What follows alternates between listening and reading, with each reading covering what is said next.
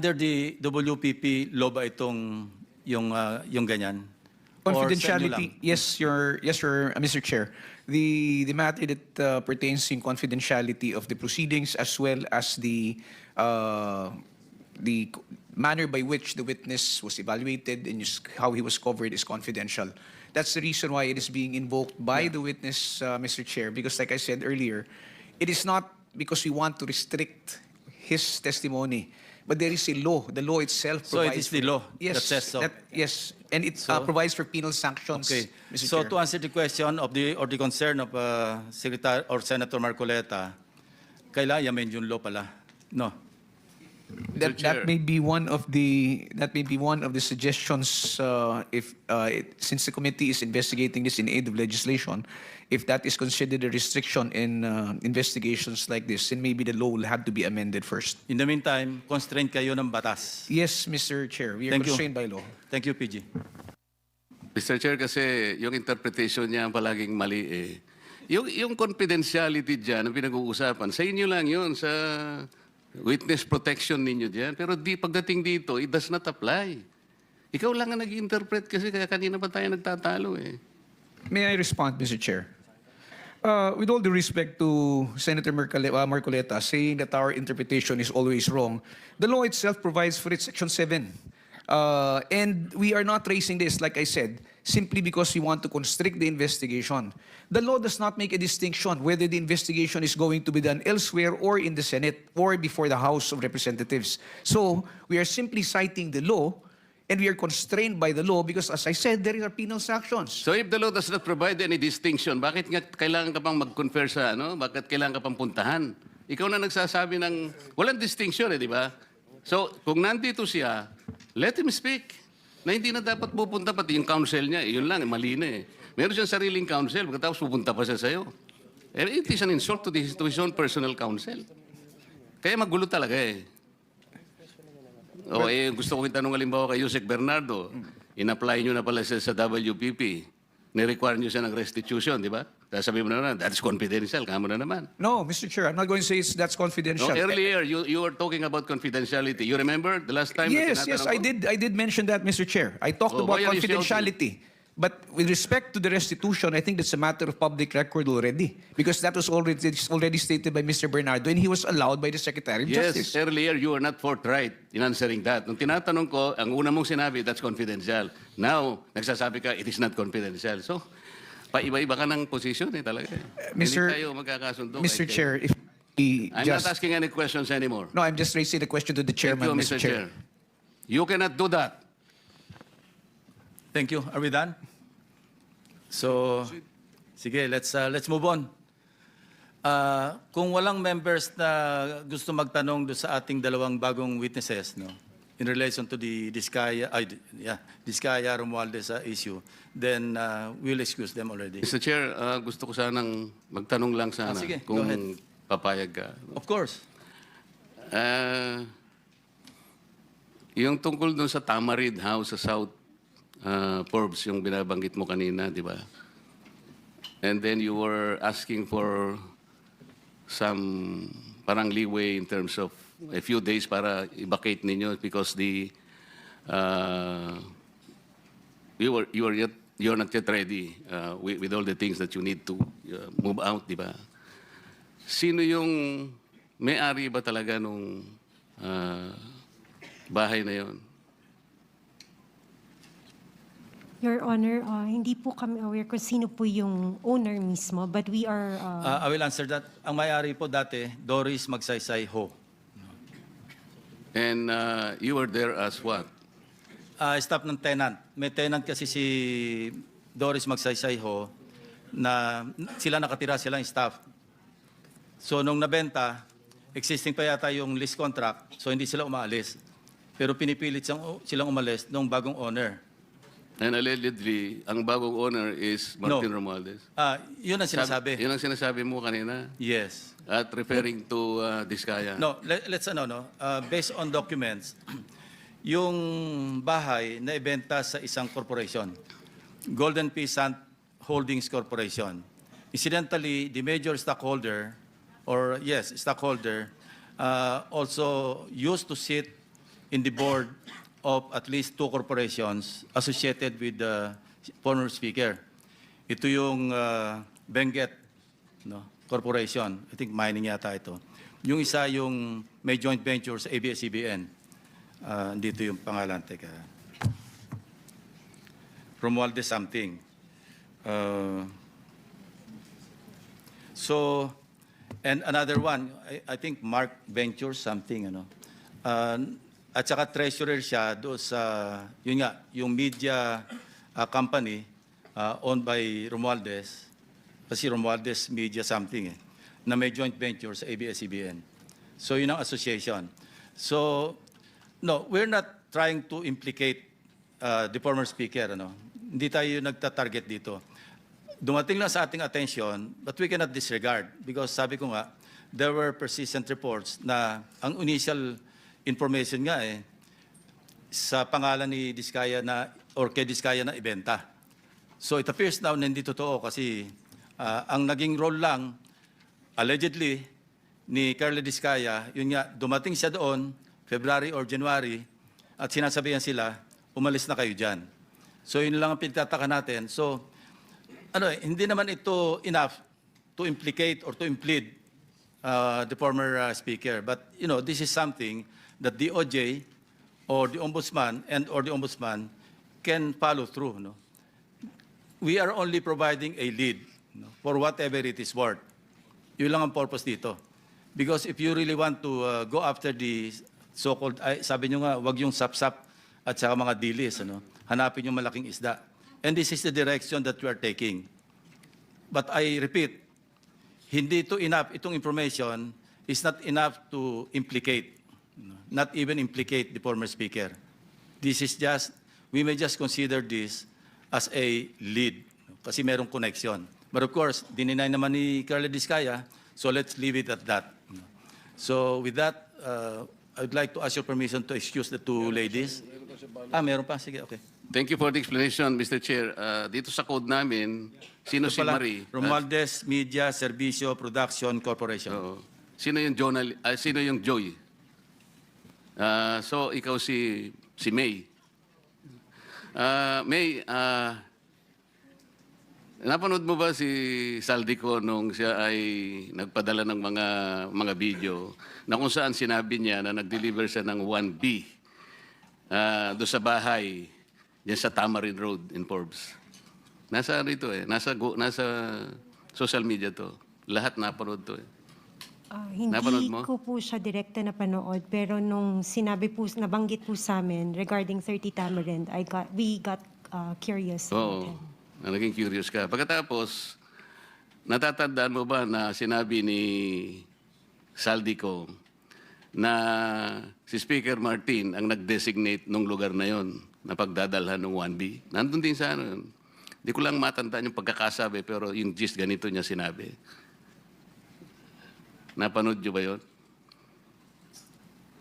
Wala po ako matandaan na ganong Pero nabasa po namin yung report regarding sa 30 Tamarind. Yun nga. And then, Natambakan ng pera. maaring natatandaan nyo na sinabi rin ni Saldico, doon din sa na yun, sa paghahayag na yun, na si Yusek Jojo Cadiz ang tumanggap na yun ay drop-off lamang ng delivery sa bahay daw ng ating Pangulo daw sa Nara. Ando, siya yung nagsasabi siya nagsasalita Napanood ko yun Tinatanong ko lang kung kayo napanood nyo din yung ganong klaseng paghahayag na ginawa ni Saldico.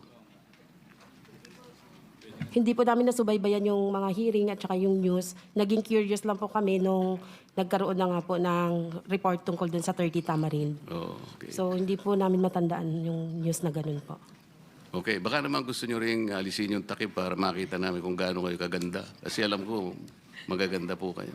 Kung okay lang naman po, kung hindi naman, okay din po sa amin. Actually, request nila Senator Marcoleta na kung pwedeng, kaya nga Elias yung ginamit ko, binuko naman Oo niya nga yung pangalan Pero kasi yung kagandahan, hindi pwedeng ipagkait, Mr. Chair. Salamat po, Mr. Chair. Okay, so let's move on. So you are excused, Maria and Joy. Elias. Sige. Thank you very much. The OSAA you'll be turned over to the OSAA. No? for your own security. Thank you very much. Senator Erwin Tulfo. We reconvene today for the 8th public hearing on the motu proprio inquiry in aid of legislation and investigation into the flood control anomaly, even as we are already finalizing the partial committee report to be routed to your offices as early as next week. Contrary to the lies and obfuscations that naysayers are trying to spread around, your Blue Ribbon Committee has accomplished so much since the flood control scandal broke wide open in the middle of last year. Since then, waves of information have dominated the national discourse at every level of our society, local and national. Lest we be drowned out by the rising tide of noise here and there, allow me to run down how much ground we've covered in the course of the committee's 7 public hearings. Since the Bulacan First District Engineering Office was exposed as the epicenter of the biggest corruption saga in recent history, your committee was able to hear and record the sworn testimonies of DPWH District Engineer Henry Alcantara, Assistant District Engineer Bryce Hernandez, JP Mendoza, and the rest of the so-called BGC boys, and laid bare their collective splurging of billions of pesos in several casinos, made possible by their indispensable roles in a mafia-like scheme, not from extortion for protection activities involving business establishments, but through an elaborate conspiracy in siphoning funds from the country's national budget intended for flood control projects to protect lives and properties of Filipinos in low-lying areas. Then, there was former DPWH Undersecretary Roberto Bernardo. Your committee followed the money and paper trails through skillful research and questioning by our members, which revealed the deep web of in-house contracting, bid rigging, padded contract costs, and license renting. This scam was so systematic and brazen, resulting in substandard infrastructure and worse, ghost flood control projects. In the hearings that followed, the case of Bulacan proved to be a gateway, the microcosm of a much more complex and institutionalized plunder within the bureaucracy. Your committee became the stage for shocking and scathing revelations made by the key actors of the flood control scam. We conduct these hearings with such fairness and integrity that those with the truth felt motivated to come forward to testify, while others became tentative and unsure of which path to trek. Let me emphasize one point. We always go where the evidence leads us. We do not target any particular person, nor do we have the intention to cover up for anybody. Thus, we uncovered the top-to-bottom systemic misuse and abuse of public funds involving high officials in the executive and legislative branches, even the Commission on Audit. Sa kasalukuyan as I speak, may mga nakasakdal na sa Sandigan Bayan at sa mga regular na korte ng bansa, at marami pa ang sumasailalim sa preliminary investigations ng Ombudsman at Department of Justice, mga contractors at matataas na opisyal ng ehekutiba at lehislatura at iba pang sangay ng pamahalaan. As of the latest count, at least 21.7 billion pesos in bank accounts and other forms of assets are frozen upon written order by the Court of Appeals. May mga sumasailalim na rin sa Witness Protection Program ng DOJ upang tumulong palakasin ang mga ebidensya habang nangangako na magre-restitute ng napagkasunduang halaga sa ilalim ng mga pinirmahang Memorandum of Agreement with the WPP, tungo sa logical conclusion ng mga klasong plunder, malversation of public funds through falsification, violations of anti-graft laws at iba pang krimen. We laid out how this deeply rooted scheme operates with systemic precision. It involves a network of actors, namely the contractors group, who collude amongst themselves to rig public biddings and monopolize flood control projects, key DPWH coordinators who manage project allocations and orchestrate the collection and delivery of kickbacks, and intermediaries agents, or bagmen who received these illicit funds allegedly in behalf of their principals. Naging daan din ang mga pagdinig ng komite upang mabuklat ang usapin ng conflict of interest sa Philippine Contractors Accreditation Board or PCAB. We also flagged blacklisted companies resurfacing under new names, the rampant practice of license renting, and the awarding of billion-peso contracts to severely undercapitalized firms. Modesty aside, but significantly, your committee paved the way for the implementation of landmark transparency reforms in our national budget process. These include our transition to live-streamed and open BICAM that detailed budget amendments, insertions, if you like, that are now traceable to their proponents. Not to mention stricter safeguards to ensure that no vague or undefined infrastructure projects are included in the General Appropriations Act. Let this serve as a warning to skeptics, detractors, and hijackers who exploit the vulnerabilities and anger of our people to deepen the fault lines of our nation during these trying times.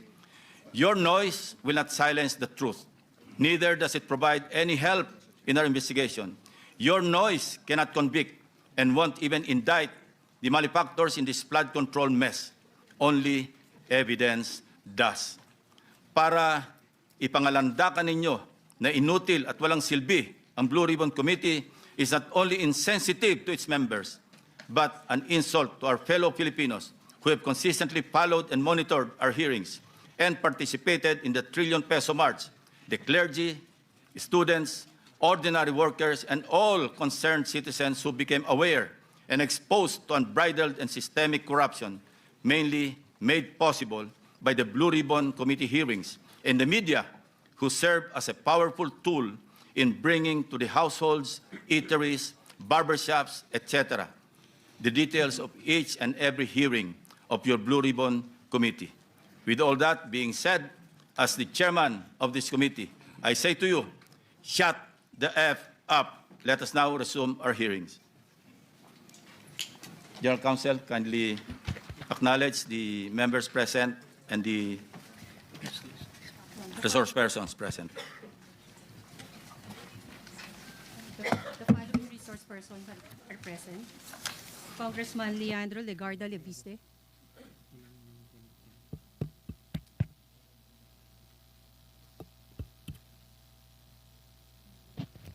Members name.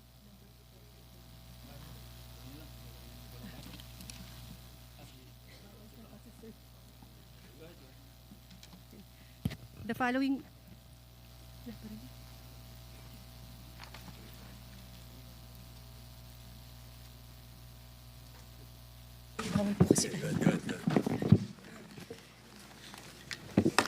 The following resource persons are present. Congressman Leandro Legarda Leviste. From the Department of Public Works and Highways, Undersecretary Arthur Bisnar. Undersecretary Ricardo Bernabe. From the Department of Justice, Secretary Frederick Vida. Prosecutor General Richard Anthony Fadulion. Mr. Manuel Bonoan, Mr. Gerard Pacanan, Mr. Gerald Opulencia,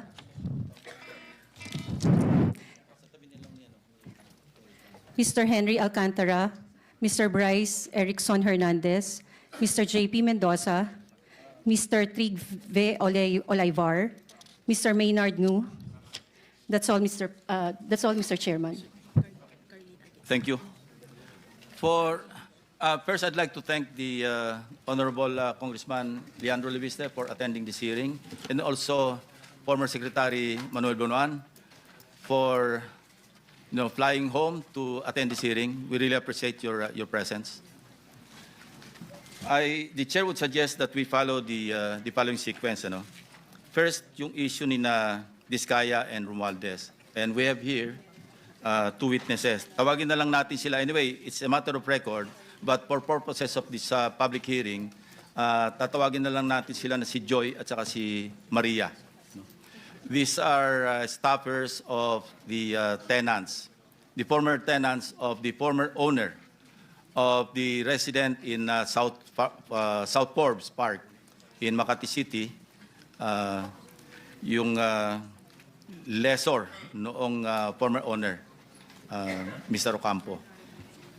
The next will be, Mr. Chair? yeah, yung next will be, yes, Mr. Bacha. I was just wondering, Mr. Chair, we have a guest that's who did, and then with, who was this individual, Yeah, Mr. it is Chair? upon the request, but the names are already in our notices, so invitation. So the committee members will have properly identified them already.